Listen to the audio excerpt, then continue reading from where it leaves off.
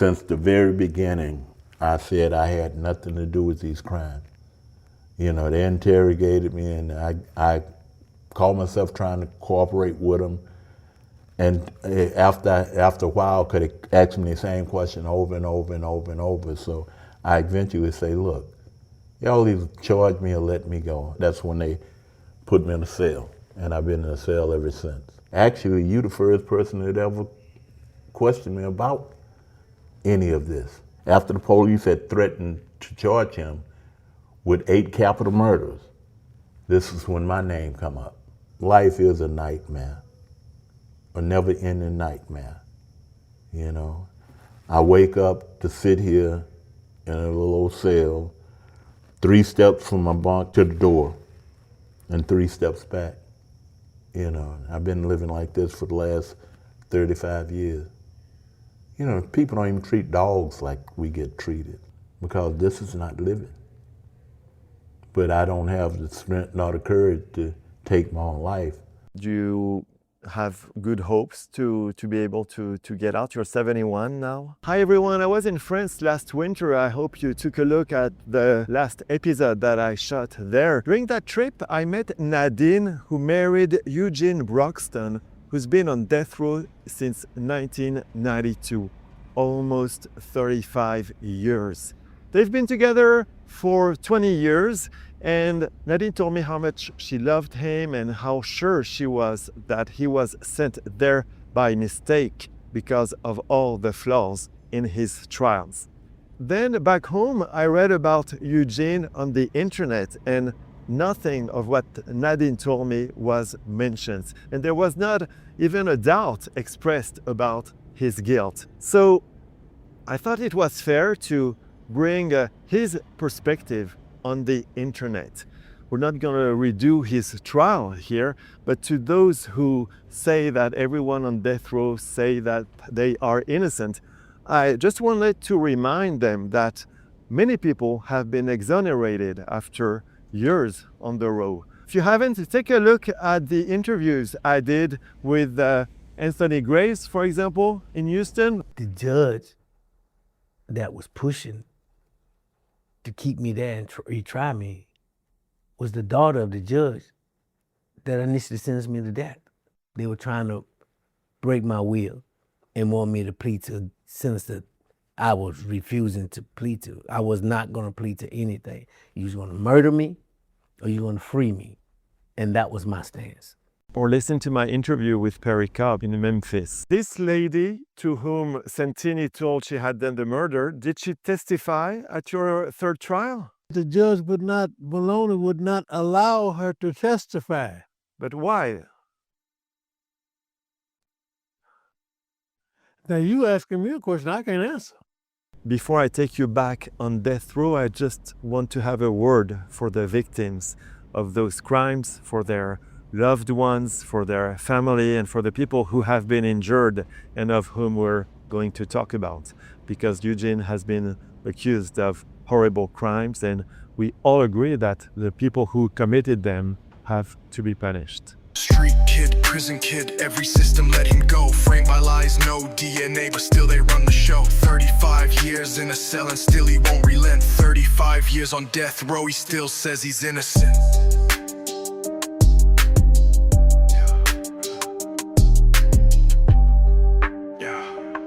Hi Eugene. Hello. Nice to meet you. Likewise, likewise. Thank you very much for this interview.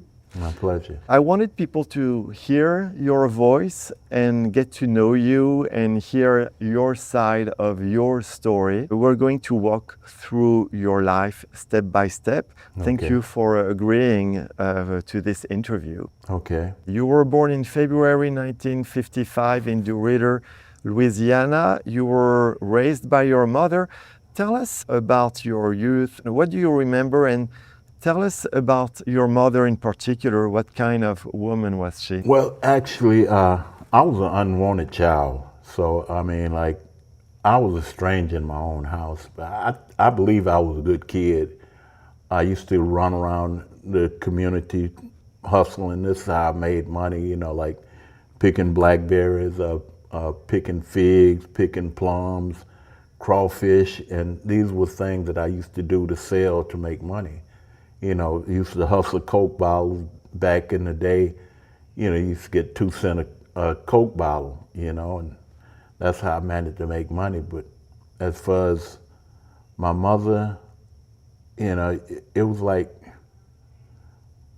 she wasn't there, you know, and I mean, like, the only thing I can remember was, you know, the beatings that I used to get when I was a kid. You know, I got beat for whatever, you know, something my sister did, something my brother did, it was I who got beat. How many brothers and sisters you had? One brother and one sister, but I later learned that on my daddy's side of the family, he had like 7 kids, and I was like 6 years old when I first met him and met them. Met your father, you mean? Yes, yes. But still, it was like I was a stranger. However, I got treated better by them than I did at home. But my visits was like, you know, just maybe once or twice a month, you know, something like that on the weekend. It was in the countryside, right? Yes, yes, yes. What was your mother doing? Nothing. She was on welfare and didn't do anything. And why were you placed in an orphanage? I was 10, and my mom was married to my brother and sister father. However, after he died, I showed up, and back then, back in the 50s, you know, regardless of any woman, if she had a child outside of wedlock, he was considered, you know, illegitimate. So I was illegitimate, and I was determined that, you know, I was the one who should have been sacrificed. See, my brother had accidentally killed one of his best friend in our living room, but he wasn't punished. It was like I was the one who was punished. I was the one who was taken away from home. He killed him? Yeah, it was by accident, but from that point, the welfare department determined that my mom wasn't fit to take care of me, and they placed me in the orphanage home. You know, it was just crazy. It was just crazy. How many kids were you at home? Just 3. Well, actually, it was just 2, because my sister got married when she was 16, you know, and she was like 8 years older than me. So it was just my mom, my brother, and me, you know, so. But after that incident happened where he accidentally killed his friend in our living room, they took me away from home, but not him, you know, which to this day I don't understand that. I stayed there, and then by the time I reached 13, I was placed in a foster home. And the foster parents, at least the foster moms, I was like, she had like 4 other kids that was foster kids, but they was much younger than me. And I became like a servant, you know, like wash the dishes, mow the lawn, hang up clothes, take in clothes. And it was pretty cruel. They wouldn't let me go anywhere, only go to church, which I did, and I joined the choir, you know, so. And that's basically was my activity when I was there. But I got treated so bad until one time I ran away, not knowing where I was going. I was just going. I didn't want to be there anymore. And I couldn't get a ride, so I ended up going back to the foster home, foster home. But I determined like that night that I would run away again, and I determined that I would do something where they would not want me back. So when I ran away the second time, I stole one of their cars, you know, and I totaled it and ended up going to jail. Yeah, I could have ran, but I didn't. I ended up going to jail, and I was placed in a reform school. What age were you at that time? 14. Did you graduate from high school? Did things get better for you after that? Actually, I didn't learn to read until I was in my mid-20s. I wasn't in the reform school for very long, like maybe a couple of months, and I got a furlough to go visit my sister, a Christmas furlough. And while I was with my sister, they told my sister I did not have to come back. So at this point, I'm like 15, you know, I'm turning 15, and long story short, like me and my brother-in-law got into a fight, and as I was leaving out of the house, he told me if I left out of the door that I couldn't come back. So I just kept going, and I never looked back. Then I ended up on my own at the age of 15, living on the streets, you know, and doing whatever to survive. But you were supposed to go back to that center, right? No. They when I went on the Christmas furlough, they told my sister I did not have to come back. It was true. You really didn't have to come back. Yeah, I didn't have to come back. You Wow. know? So you were just in the street by yourself at 15? Yes. You know, and being young, I mean, it wasn't bad. Well, it wasn't bad as it would be, like, because being young, you really don't think of, you know, responsibilities like you do as an adult. So you didn't go to school, of course? No, and even when I did go to school, you know, I never learned to read, and I would tell the teachers, you know, as I got older, hey, I don't know how to read, and they would just literally push me in the back of the class, and, you know, I'd sit there and doodle whatever. I had good attendance. I went to school, my conduct was good, but I never learned to read, so eventually I just got to the point where I'm like, why going? And then I was told I was dumb, stupid, you know. So I thought that was a condition of being dumb and stupid, not being able to read. And when I turned 18, I committed a robbery, you know, in Louisiana. And I ended up being sent to Angola, Louisiana, prison. And it was during that time where I taught myself how to read. One of my oldest niece had wrote me a letter. She was like 10, and she was like, Uncle Eugene, if you don't know how to read and write, I'd be happy to teach you because I plan to be a teacher. And I had to get someone to read that letter for me, which made me feel good, but on the other hand, it made me feel bad. And I started repeating over and over in my mind, I need to learn how to read, I need to learn how to read.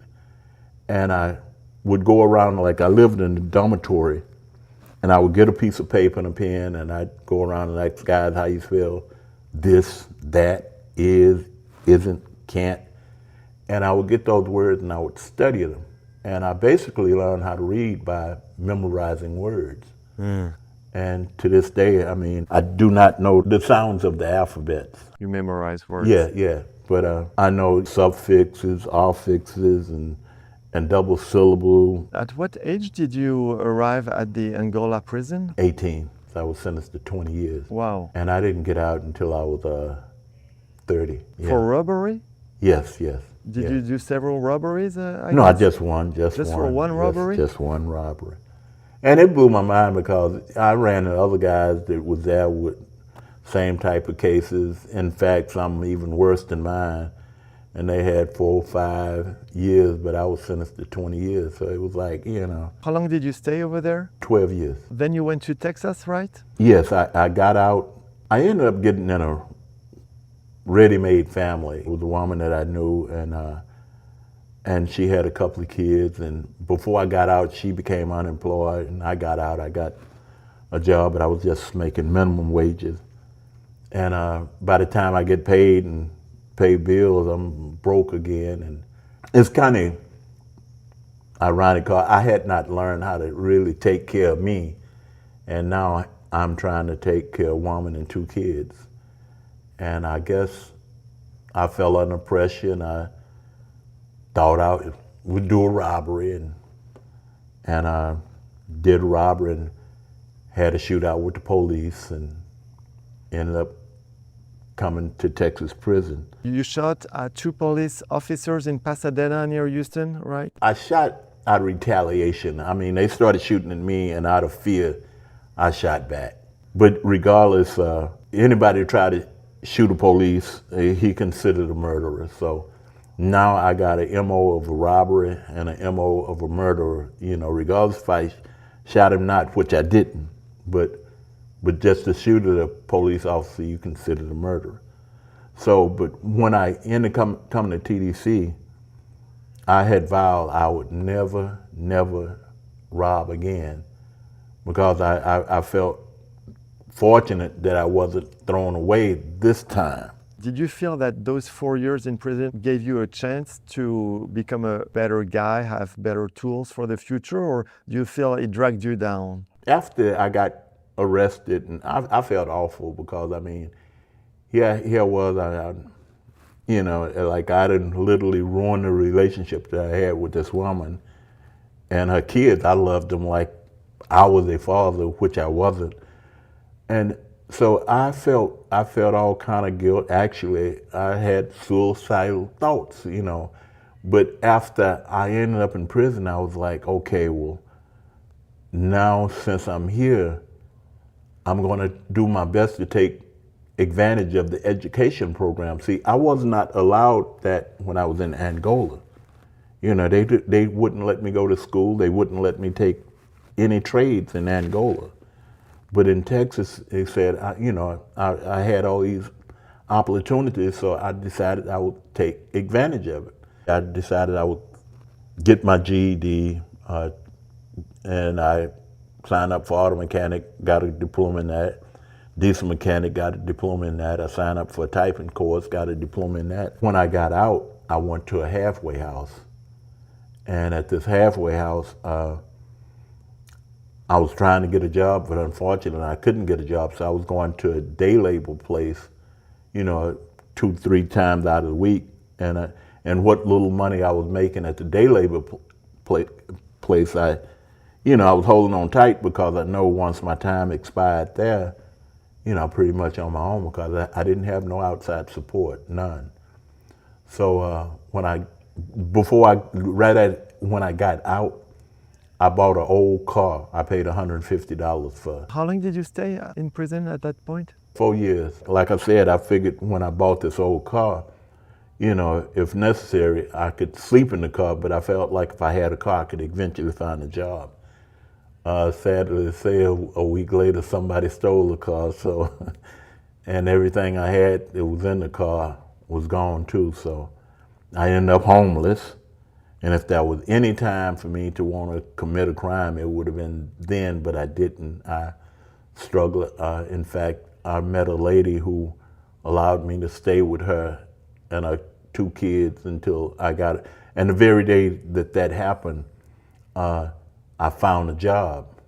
And when I got my first check, I moved out because I really didn't know her, and I felt uncomfortable. And I can only imagine how kids felt, you know, here's this stranger, you know, and it wasn't anything romantic, you know, between the woman and I.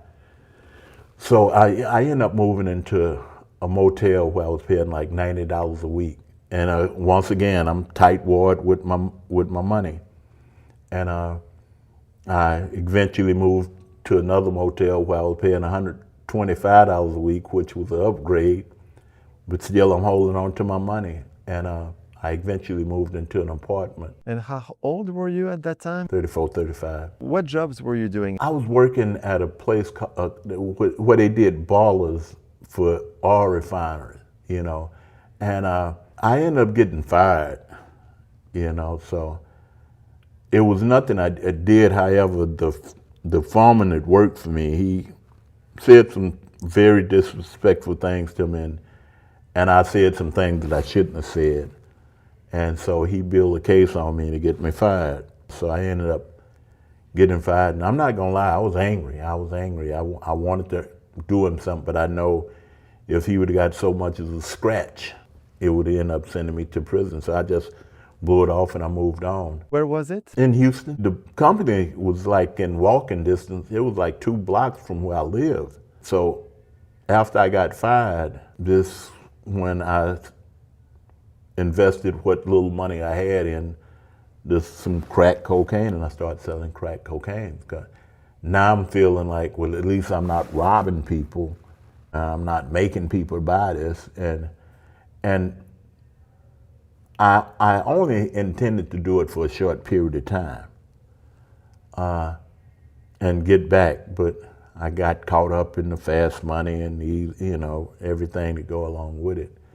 So So when the police came at me, this is what I'm thinking, that somebody had snitched me off on selling crack cocaine. So after they ended up apprehending me, one of the police punched me upside my head and said, "You like killing girls." And I'm like, "Man, you got me messed up, you know." And so they put me in the county jail, and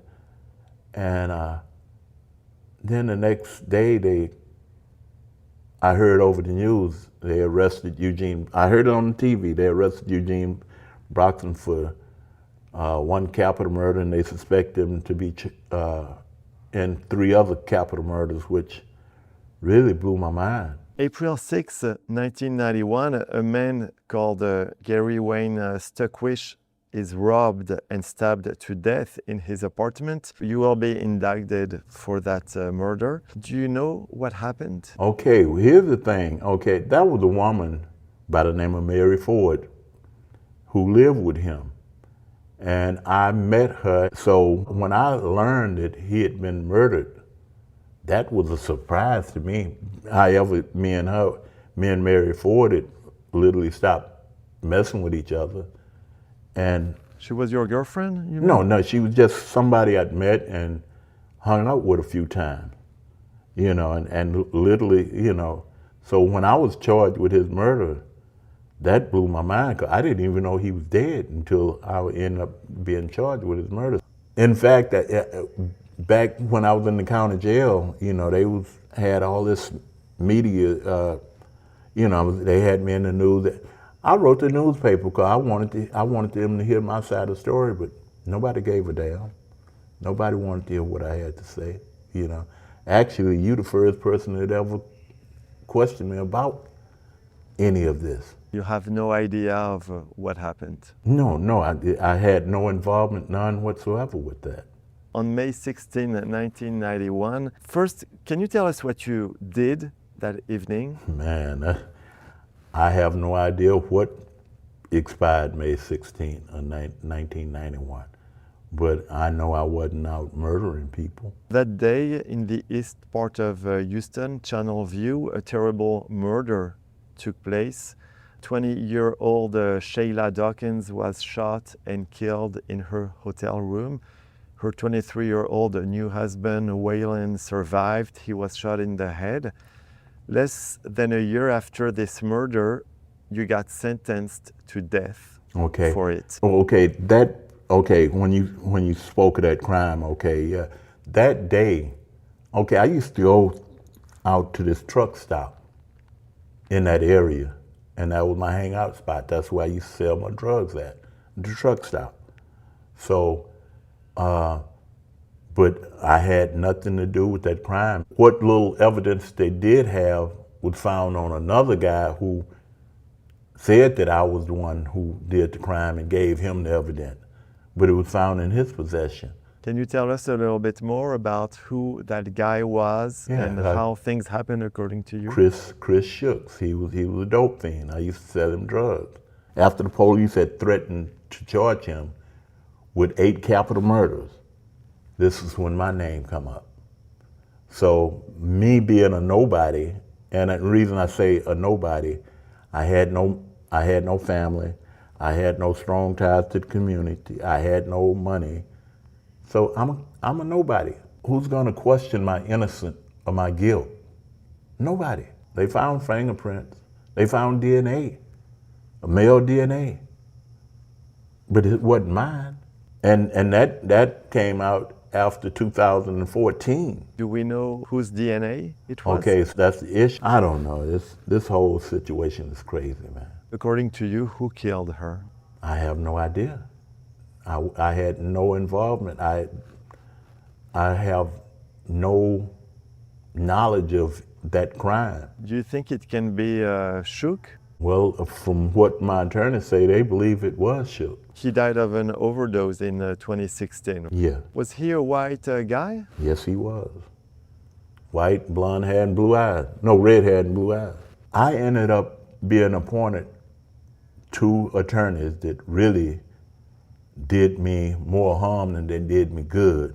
The prosecutors, the judge, and the so-called defense attorneys screwed me around. So after I was sentenced, I get appointed an appeal attorney. He screwed me around. He ended up dying, so my case was remanded. So they appoint me another attorney to do my appeal. And what he was filed, what he had turned in, if they would have ran that, I would be dead, but he died. So my case was once again remanded. Okay, I was given another attorney to do my appeal, and he was really trying to help me, but he withdrew from my case due to the fact that he learned that he had brain cancer. So my case was remanded a third time. So by this time it's 2014.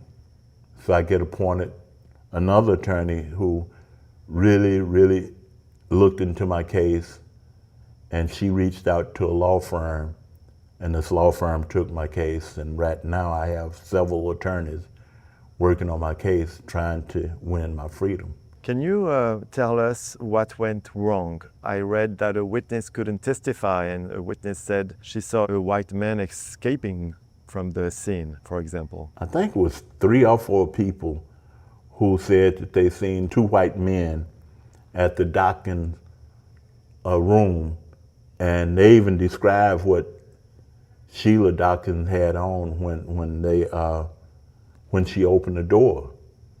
And it was like right there within a few minutes later, all 4 of these witnesses, I think it was 4, all 4 of them heard 2 pops. What they said sounded like gunfire, could have been the backfire of a car, you know. But the prosecutors discredit them.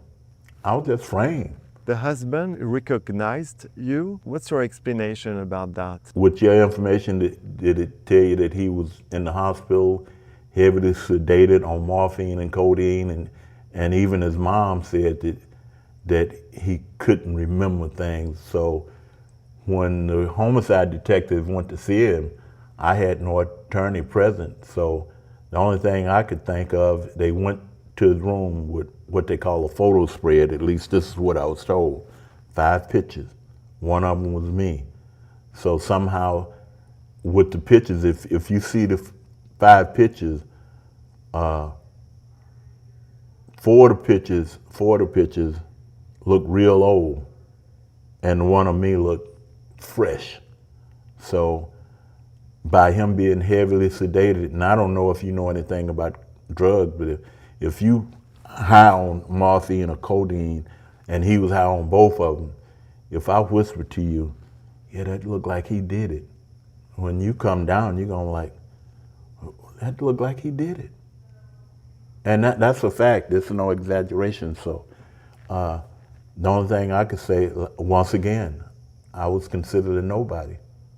Who would question my innocence? Who would question my guilt? Actually, I'm surprised I'm still alive, you know, with the way things went in the courtroom. You want to say a few words about what Dr. Quijano said? The attorneys that represented me during the resentencing trial, they came to me and they say, well, we got Quijano to testify on your behalf. Can you say what he said? That I would be a continuous threat to society because I'm African American. And that's how I ended up getting my case overturned by Quijano. I've been here 35 years, and if I would be a threat to anybody, I would probably had something worse than possession of hooch, which is homemade wine, or possession of cigarette. And the reason I had cigarettes because they stopped us from smoking in 1995, and they never gave us any Nicorette. You know, so yeah, you know. So if you see violence in that, I'm guilty. During the sentencing phase, one of the reasons you were sentenced to death is your indictment in 2 other murders that took place between the killing of Gary Wayne Stuckwish and the murder of Sheila Dawkins. Gordon John Miter was abducted and stabbed to death. Albert Krieger was strangled. Other people were also violently robbed. and you were indicted in these offenses. Did you have any connections to these cases? No knowledge, no involvement, none whatsoever. They don't have any evidence. They just charged me with these crimes because I was the perfect candidate to clear the books on these murders. And in fact, they had said back in 1995 that they would never prosecute me on those crimes, but it would be their insurance that I would never get out. But I had nothing to do with those crimes. And if you just read it on paper, I mean, just read it about it, you know, you got a horrible man. You got, ooh, he deserved to die. And that's what it boiled down to. Since the beginning, you've been telling that you are innocent, or at some point they made you say it was you? Since the very beginning, I said I had nothing to do with these crimes. You know, they interrogated me, and I called myself trying to cooperate with them. And after a while, could ask me the same question over and over and over and over. So I eventually say, look, y'all either charge me or let me go. That's when they put me in a cell, and I've been in a cell ever since. Do you have good hopes to be able to get out? You're 71 now? After I had the DNA hearing back in 2023, and everything went in my favor, and the judge said he was going to write his fact-finding and conclusion of law, but he never did, but he just denied me. He sided with the prosecutor. That literally took the steam out of me, you know? I mean, like, I knew they didn't have my DNA because I wasn't there. I knew they didn't have my fingerprints because I wasn't there. I wasn't involved anyway. So when it came out and they said he just denied my request for a new trial due to the fact that he had DNA and fingerprints. So when that happened, I mean, it knocked the steam out of me. I felt like with that, I should have got granted a new trial, but it never happened. And my attorneys are hopeful, you know, in the federal court, but I'm like, any way the wind blow, it's fine with me. You know, I'm tired of existing like this. Life is a nightmare, a never-ending nightmare, you know. I wake up to sit here in a little old cell, 3 steps from my bunk to the door, and 3 steps back. You know, I've been living like this for the last 35 years. You know, people don't even treat dogs like we get treated. It's crazy the way we get treated.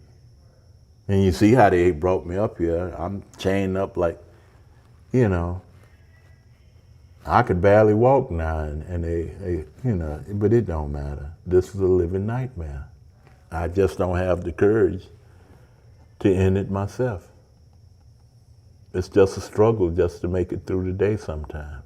And what's in your mind during all these days? Do you think about your case, or do you think about things completely different to survive? I try to be positive, but it's sometimes it's not easy. You know, now I really don't think about my case anymore. I used to be, you know, scared of dying.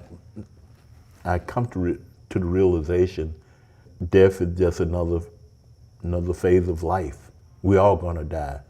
You know, nobody wanna die the way they plan on killing me, but you know, death is just another phase of life. We all gonna die. So I don't fear death. You know, actually when it comes, I would welcome it because this is not living. But I don't have the strength nor the courage to take my own life. And at this point, you know, I won't take my own life. You have people visiting you? Other than Nadine, I get more attorney visits than anything, but I'm not complaining. I mean, I'm thankful for the fact that they come in, check in on me, and come up here to feed me, you know, here and there. Basically, everybody that I know now, I met through correspondence, and I had several people that was supportive of me, but for the most part, they eventually died. old enough to be my parents, so they done literally died off since 2017. Can we say a word about your wife, Nadine? She's French. She's supporting you. Yeah, say that's my baby. I mean, that's my baby. We'd have been through hell, but she still. I mean, I've never had anybody to care about me as much as she do. I met her in France, and she really loves you, and she thinks about you. She's raising money also, selling a lot of things on garage sales, things like that to help you. How long have you been together? 24 years. At one point, we wrote each other every day for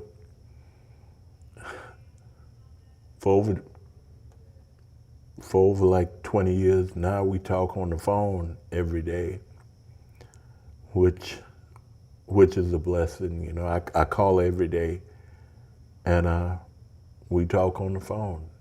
So she's been forever present in my life.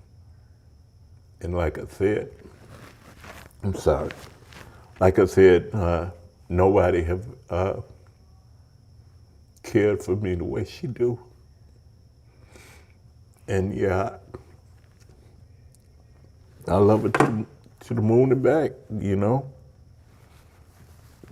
So if you get out, are you planning to go and live in France with her? Man, I live under the bridge with that woman.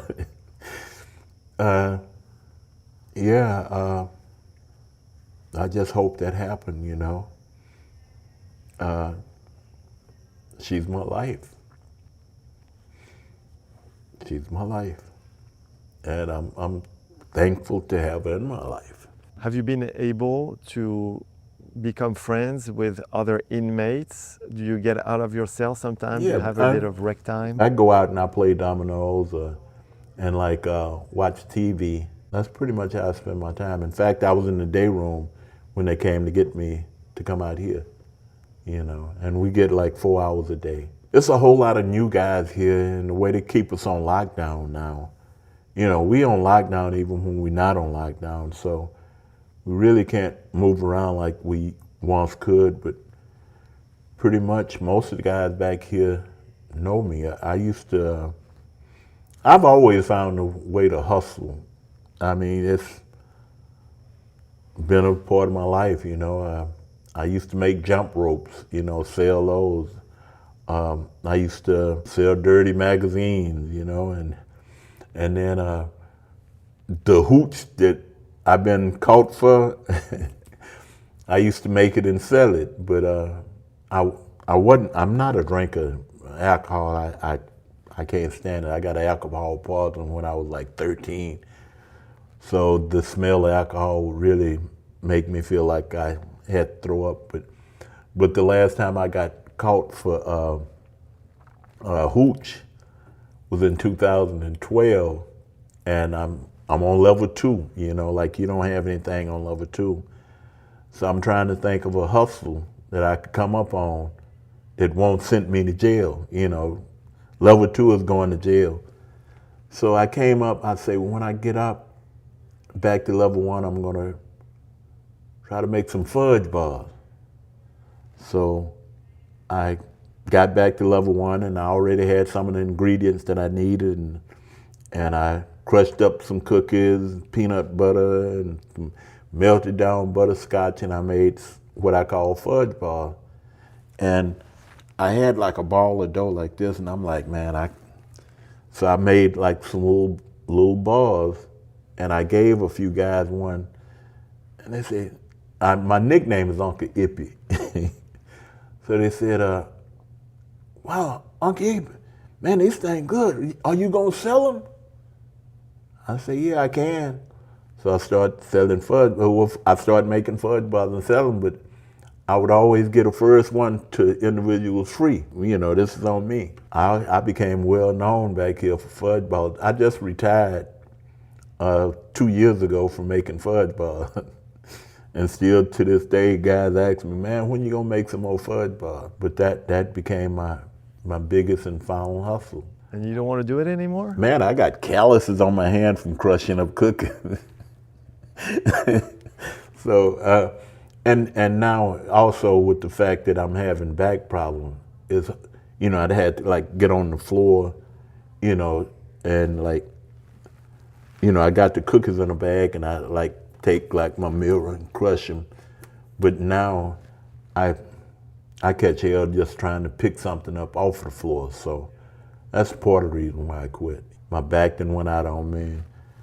My left hip done went out on me, you know. It ain't no fun getting old. How do you feel your day today? Do you read a lot, or what do you do? Here lately, I've been in so much pain with my back and my hip, and a couple of weeks ago, I was given some pain medication, which did help, but it also made me sleep. So I'd been sleeping a lot, but usually I'll read something.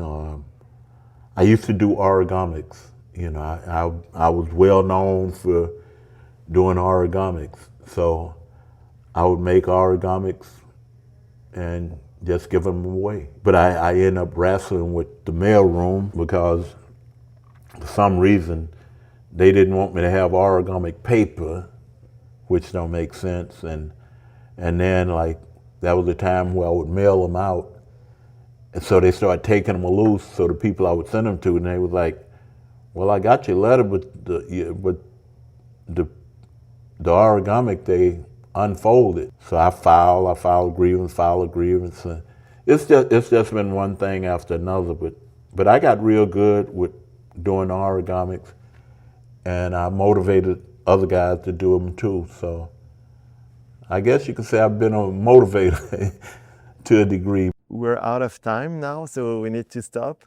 Yeah. Is there something else that you would like to add that you think we didn't say? What has been in the media, been on the internet, or, you know, about me, that's a bunch of lies.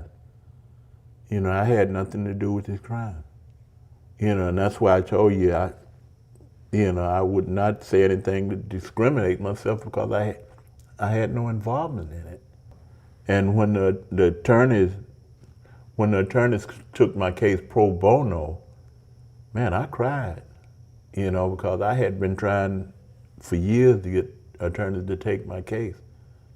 And this law firm took my case and said they in it for the whole haul. So that has been a tremendous blessing. Thank you very much, Eugene. So now there's going to be your voice on the internet too. So I thought it was important. Okay. Thank you very much for your trust and for this interview. Thank you for having me. You know, you're the first person to really have came up here to want to hear my side of the story on this issue, which I'm happy to share. It was a pleasure meeting Eugene. And before I tell you one more word about him, I wanted to show you this very beautiful church. I'm in Antigua, Guatemala, and I love this Baroque facade and the Corinthian columns. Thousands of people come here to worship the first saint of Guatemala, San Jose de Betancourt. But these people don't know what took place here in 1908. To explain you that, let me take you to the eastern wall of that church, this way. At that time, this church was abandoned. It stayed like this for decades. At the beginning of the 20th century, Guatemala was ruled by rich landowners. The indigenous population was very poor. There was almost no middle class. And look at that plaque here. It says that Pedro Cofino and Ramon Palencia were unjustly shot right here. At that time, the president of Guatemala was Manuel Estrada Cabrera. He could kill anyone in the opposition or just suspected of being in the opposition. And it is said that the prisoners decided who would be shot by drawing dots. The United States supported this regime because it protected Americans' interests and offered large concessions to the United Fruit Company, including large tracts of land for banana plantations. Let's come back to Eugene. As you can see, he's feeling very lonely, so don't hesitate to send him a message. I explain how to do that at the end of my interview with fellow death row inmate Tyron Williams. Before we wrap up this video, I wanted to thank you all for your comments on the YouTube channel. I really appreciate the balance, the thoughtful tone, and let's say the carefully crafted wording that makes it possible to have such a nuanced and respectful debate. Thank you again. Born unwanted, beat down, made to hustle just to eat. Blackberries, coke bottles, bare feet on burning streets, thrown in homes and locked in cages. Life was cold and distant. Learned to read behind bars, built a mind through pure resistance. Street kid, prison kid, every system let him go. Framed by lies, no DNA, but still they run the show. 35 years in a cell and still he won't relent. 35 years on death row, he still says he's innocent.